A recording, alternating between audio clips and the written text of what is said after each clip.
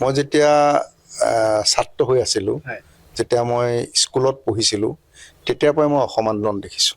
অসম আন্দোলনত মই অংশগ্ৰহণ কৰিছিলোঁ। মই তেতিয়া গড়গাঁও বাবাজী উচ্চতৰ মাধ্যমিক বিদ্যালয়ৰ ছাত্ৰ সভাৰ মই সম্পাদকৰ দায়িত্বটো আছিলোঁ। অসম আন্দোলনটো মই প্ৰত্যক্ষভাৱে জড়িত হৈছিলোঁ। গতিকে আঞ্চলিক চিন্তা চৰ্চা, আঞ্চলিকবাদী ধ্যান ধাৰণা মোৰ তেতিয়াৰ পৰাই আছে।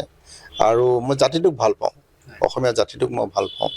হাড়ে মজে অসমীয়া জাতিটোৰ হৈ কিবা এটা কাম কৰাৰ মোৰ মনত এটা মোৰ মানে চেতনা আছে, মনত এটা মোৰ ভাৱ আছে। গতিকে সেইকাৰণে মই আঞ্চলিক দলক ভাল পাওঁ। সৰ্বভাৰতীয় ৰাজনীতিৰ কথা আমি চিন্তা অতীতেও কৰা নাই, এতিয়াও নাই কৰা, আৰু ভৱিষ্যতেও নকৰোঁ। যিহেতুকে অসম গণ পৰিষদ দলটোক ভাল পাওঁ। অসম গণ পৰিষদ দলটো অসম আন্দোলন 4 বছৰীয়া অসম আন্দোলনৰ পৰিসমাপ্তিৰ পিছত অসম গণ পৰিষদ দল গঠন হৈছে। ইয়াত জাতিটোৰ আৱেগ অনুভূতি জড়িত আছে। 860জন ব্যক্তিৰ আত্মবলিদান আছে।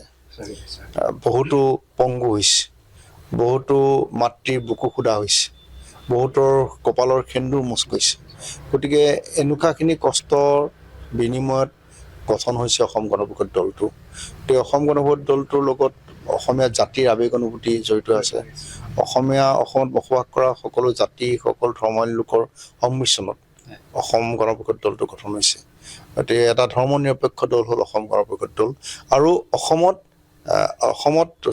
গঠন হোৱা এই দলটো হ'ল এক বৃহৎ আঞ্চলিকতাবাদী দল, অসম গণ পৰিষদ দলটো।